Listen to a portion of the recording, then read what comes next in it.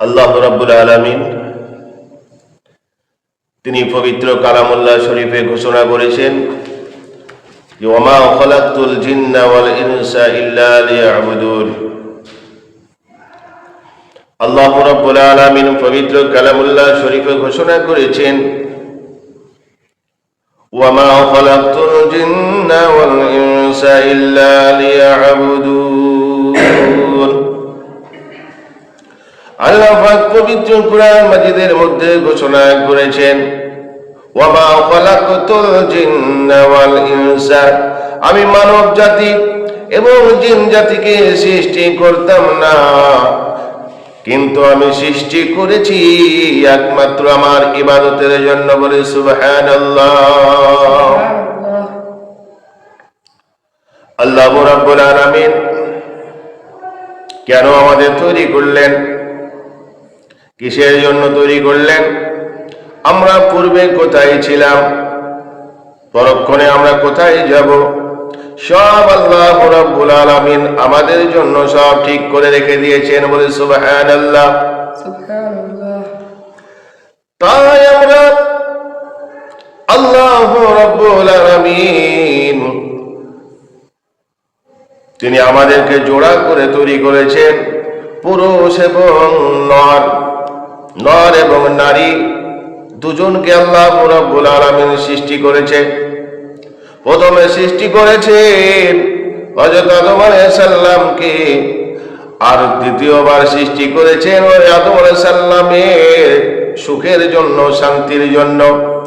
একাকী অবস্থায় হযরত আদম আলাইহিস সালাম জান্নাতে আরাম করেছেন, শুয়ে রয়েছেন।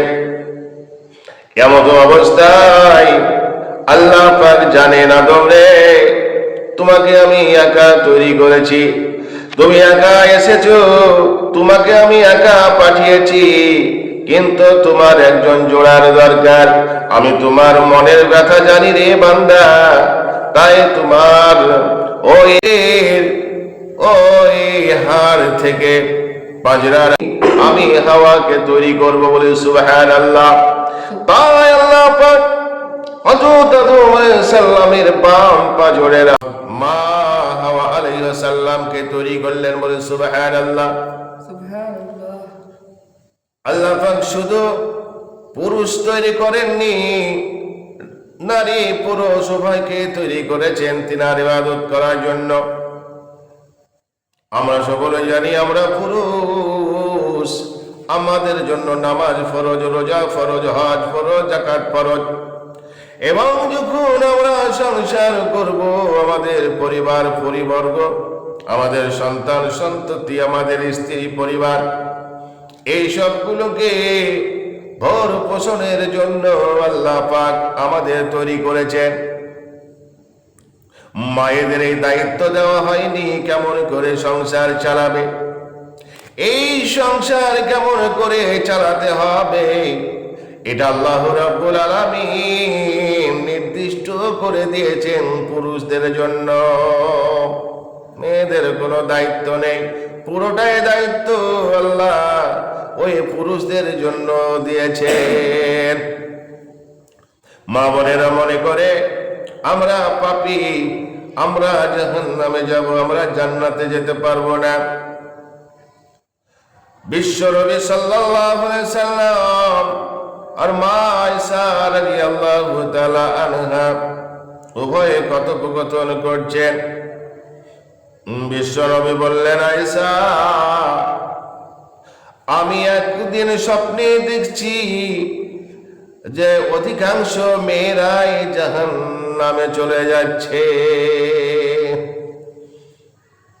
মা আয়েশা বললেন, ইয়া রাসূলুল্লাহ, ইয়া হাবিবাল্লাহ গো, অধিকাংশ যদি মেয়েরা জাহান্নামে যায়, আমিও তো একজন নারী, আমিও তো একজন মেয়ে, তাহলে আমিও তো জাহান্নামে চলে যাব ইয়া রাসূলুল্লাহ।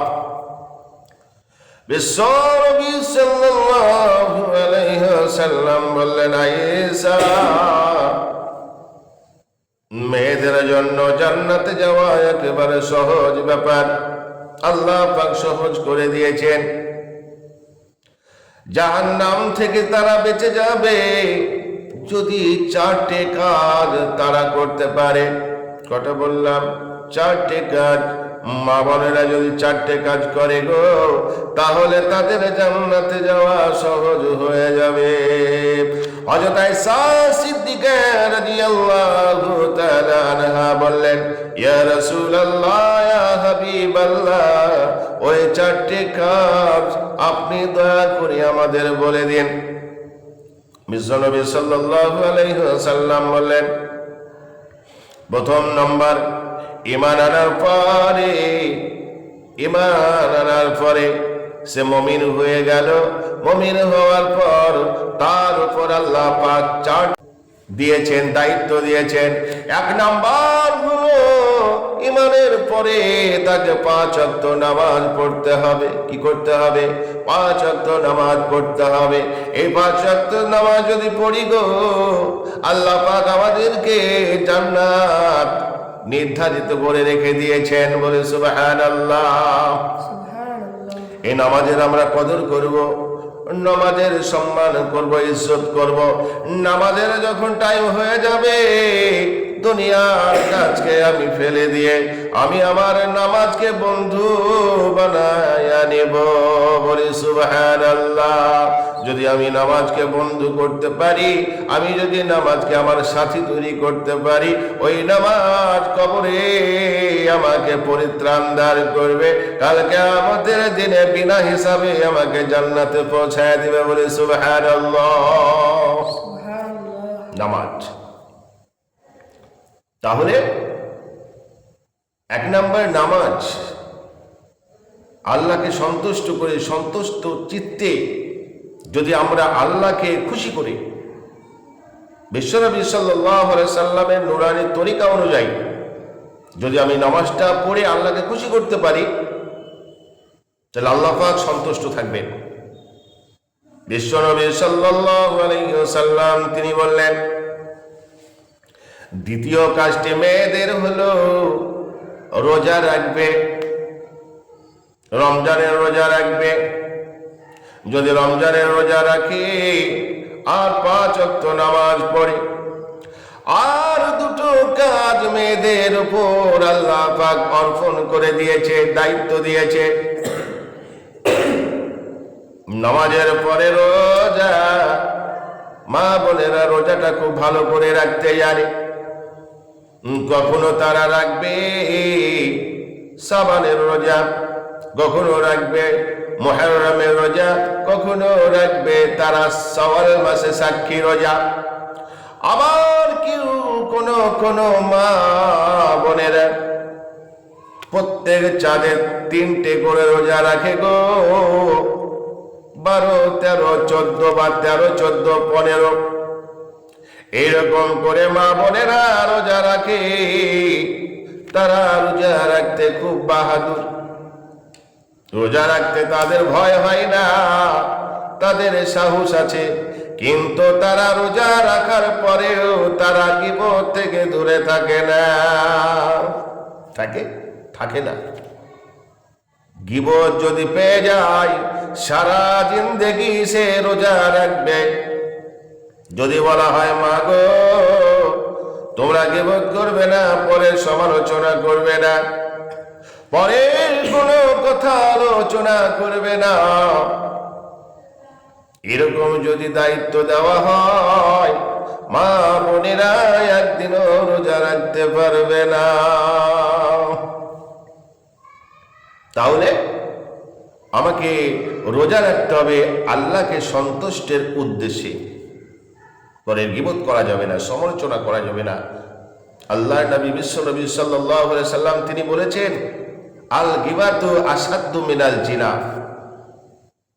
গীবত, পরচর্চা করা, পরে সমালোচনা করা, পরনিন্দা করা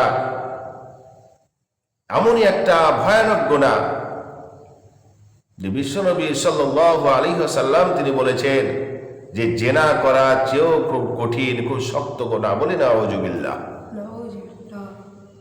মানুষ জেনা করে, তারা তাদের মনের খায়েশ মিটায়, আনন্দ পায়, কিন্তু যখনই সে পরের গীবত করবে তখন একটা আনন্দ পায়। পরের কথা আলোচনা করতে কতটা ভালো লাগে। আমাকে আত্মসমালোচনা করতে হবে, নিজের আলোচনা করতে হবে, পরের আলোচনা করা যাবে না। যদি আমি পরের আলোচনা, সমালোচনা, গীবত, পরচর্চা, পরনিন্দা এ অভ্যাস যদি থাকে ভাই, তাহলে কবরের আযাবটা বেশি হবে। কি হবে? কবরের আযাব বেড়ে যাবে, কেউ আমাদের রুখতে পারবে না। তাই আমরা গীবত থেকে দূরে থাকব। বিশ্বনবী যে বললেন গীবতের ভয়াবহতা, এই গীবত থেকে আমরা দূরে থাকব, তাহলে আল্লাহ পাক আপনাকে আমাকে ওই ভয়াবহ জাহান্নাম থেকে হেফাজত করবে। দ্বিতীয় নাম্বার, আল্লাহ পাকের নবী বললেন নামাজের পর রোজা রাখবে, আর রোজার পরে তোমাদের দ্বিতীয় নাম্বার হলো তোমরা পর্দা করবে। কি বললাম? পর্দা করবে, মাথায় কাপড় দিয়ে বেড়াবে, যখন রাস্তায় চলবে শরীরটাকে আবরু করবে, শরীরটাকে ঢেকে রাখবে, তবে পর্দা হবে। আর যদি মা বোনেরা মাথা আলাদা করে, বুকটাকে খালি করে যদি রাস্তায় ঘুরে ঘুরে বেড়ায়, কাল কিয়ামতের দিনে তারা পাকড়াও হয়ে যাবে, কেউ রুখতে পারবে না। বলা হয়েছে, বিশ্বনবী বলেছেন কাউরির মাথার চুল যদি মা বোনদের একটা চুল দেখা যায়, তাহলে আল্লাহর নবী বলেছে 70 জন জেনা করার থেকে তা সে অপরাধী হয়ে যাবে। 70 জন জেনা করার পর সে যতটা গুনাহগার হয়, একটা মাত্র চুল যদি বেরিয়ে যায় গো, অপর পুরুষ যদি আপনার মাথার চুলটা দেখে নেয়, কাল কিয়ামতের দিনে আপনি জান্নাতের উপযোগী হবেন না। শরীরটাকে আবরু করতে হবে, মাথাটাকে ঢেকে রাখতে হবে, রাস্তায় যখন চলবো পর্দা করে যেতে হবে। মা বোনরা শুনে নাও, তোমাদের পর্দা করতে হবে। আর রাস্তায় যখন চলবে শরীরটাকে আবরু করবে, বোরখা গায়ে দিয়ে চলবে। আমাদের মা বোনেরা মনে করে বোরখা কেন গায়ে দেব? এই বোরখা একমাত্র হাজির বউ, হাফেজের স্ত্রী, মৌলবীর স্ত্রী, তারাই বোরখা পরিধান করবে, তারাই ঢেকে বেড়াবে। আমরা তো মৌলবীর বউ না। মনে মনে করে লজ্জাবোধ করে, আমি তো কোনো মৌলবীর স্ত্রী নয়, আমি হাফেজের স্ত্রী নই, মানে হাজির স্ত্রী নই, কেমন করে আমি পর্দা করব, বোরখা গায়ে দেব? লজ্জা লজ্জা লাগে। কি লাগে? লজ্জা লাগে। কিন্তু শরীরটাকে যখন আমি উলঙ্গ করে বেড়াবো, তখন তো আমাকে লজ্জা করা উচিত। কি বলছেন? তাই নয়? লজ্জা করা উচিত। কিন্তু কি বলে যে আমাদেরকে বোরখা গায়ে দিতে লজ্জা লাগে। কাজগুলোকে আমরা মা বোনদেরকে পাকড়াও করে দিবে। কিন্তু আপনি যদি সৎ কাজ করেন, কোন ফকির এসেছে, মিসকিন এসেছে, আপনার মসজিদের জন্য, মাদ্রাসার জন্য চাইতে এসেছে, আপনি আপনার একটা বাচ্চা ছেলের মাধ্যমে ওই দানটা যদি করেন, সেটা করতে পারবেন। এই দিনের রাস্তায় ব্যয় ছাড়া আর কোন কাজ আপনি আপনার স্বামীর অনুমতি ছাড়া করতে পারবেন না। তাই 4টে কাজ করুন: নামাজ পড়ুন, রোজা রাখুন, স্বামীর খেদমত করুন, আর পর্দা করুন। আপনাদের জন্য আল্লাহ পাক জান্নাত উন্মুক্ত করে দিবে, বলে সুবহানাল্লাহ। আপনারা জান্নাতে যাবেনই যাবেন এই 4টে কাজ যদি করেন। মা বোনেরা মনে মনে করে, মৌলবি গো, আমি রোজা রাখবো, নামাজ পড়বো, বেশি বেশি করে তাসবিহ তাহলিল করব, জিকির করব, কিন্তু আমরা ওই স্বামীর খেদমতটাও করব মোটামুটি, কিন্তু পর্দা করতে আমাদের লজ্জা বোধ করি, আমাদের লজ্জা লাগে। যদি লজ্জা করেন গো, আপনারা জান্নাতে গোড়ায় যেতে পারবেন না, আপনারা জান্নাতে প্রবেশ করতে পারবেন না। আর যদি পর্দা করেন, আব্রু করেন, শরীরটাকে যদি ঢেকে রাখেন, মা ফাতেমা জোহরা রাদিয়াল্লাহু তাআলা আনহা কেমন পর্দা করেছিলেন। মৃত্যুর সময় তিনি বলেছিলেন, স্বামী গো স্বামী, আমি আজ রাত্রে ইন্তেকাল করব স্বামী।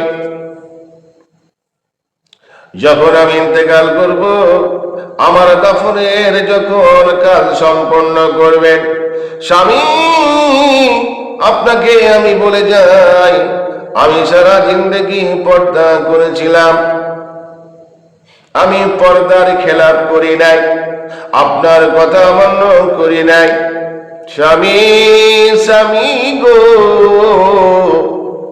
আমি যখন মৃত্যুবরণ করব, আপনি কাউকে সংবাদ দিবেন না, কাউকে খবর দিবেন না, কাউকে বলবেন না। আপনার সন্তান হাসান হুসাইন আর আপনি মিলে আমার এই দাফনের ব্যবস্থাটা করবেন, দাফন করে দিবেন। কেউ যেন আমার ওই শরীরটা দেখতে না পায়। হযরত আলী রাদিয়াল্লাহু তাআলা বললেন, ও ফাতেমা, ফাতেমা রে, তুমি যখন ইন্তেকাল করবে, আমরা তিনজনই কেমন করে তোমায় দাফন করব? মা ফাতেমা জোহরা রাদিয়াল্লাহু তাআলা আনহা বললেন, স্বামী গো, মানুষ যখন আমাকে দেখতে আসবে, আমি যখন ইন্তেকাল করব, আমি যখন লাশ হয়ে পড়ে থাকবো, মানুষ দেখতে আসবে আর মনে মনে করবে, ফাতেমা এতটা মোটা ছিল, ফাতেমা এতটা চওড়া ছিল, ফাতেমা এতটা লম্বা ছিল। যখন সে এইরকম অনুধাবন করবে, আমার পর্দার হানি হয়ে যাবে। কাল কিয়ামতের দিনে আল্লাহর কাছে আমি কি জবাব দেব? হযরত আলী রাদিয়াল্লাহু তাআলা বললেন, ফাতেমা, আমি তোমার ওই আদেশটা আমি মেনে নেব, তোমার ওসিয়ত আমি মেনে নেব। আমি আমার সন্তানকে নিয়ে তোমার কবরের ব্যবস্থা করব। কেন বলেছিলেন? মা ফাতেমা কেন বলেছিলেন? যিনি হলেন তিনি সঙ্গে করে নিয়ে যাচ্ছেন, একা একা একা কষ্ট করে নিয়ে যাচ্ছেন, মনে মনে করছেন, কেউ যদি আমার সঙ্গে সঙ্গ দিত কত না ভালো হতো। দূর থেকে কে যেন ঘোড়ার পিঠে ছুটে চলে আসছে। হযরত আলী রাদিয়াল্লাহু তাআলা আনহু মনে মনে করছে, কেউ হয়তো আমাকে ওই হেল্প করার জন্য, সাহায্য করার জন্য আল্লাহ পাক গায়েবী মদদ করেছে, বলে সুবহানাল্লাহ। আস্তে আস্তে আস্তে চলে এলেন, এসে দেখছেন আবু জার গেফারি রাদিয়াল্লাহু তাআলা আনহু তিনি পৌঁছায়া গেলেন। আবু জার রে আবু জার, আমার ফাতেমা ইন্তেকাল করেছে, আমি একা কেমন করে দাফনের ব্যবস্থা করব? একটু যদি তুমি আমাকে হেল্প করতে কতই না ভালো হতো। আবু জার গেফারি রাদিয়াল্লাহু তাআলা আনহু তিনি কবর খনন করতে লাগলেন, কবর করতে লাগলেন। আর মা ফাতেমা জোহরা রাদিয়াল্লাহু তাআলা আনহাকে হযরত আলী রাদিয়াল্লাহু তাআলা আনহু নিয়ে আসছে। এমত অবস্থায় আবু জার গফারি রাদিয়াল্লাহু তাআলা আনহু বললেন, ওরে কবর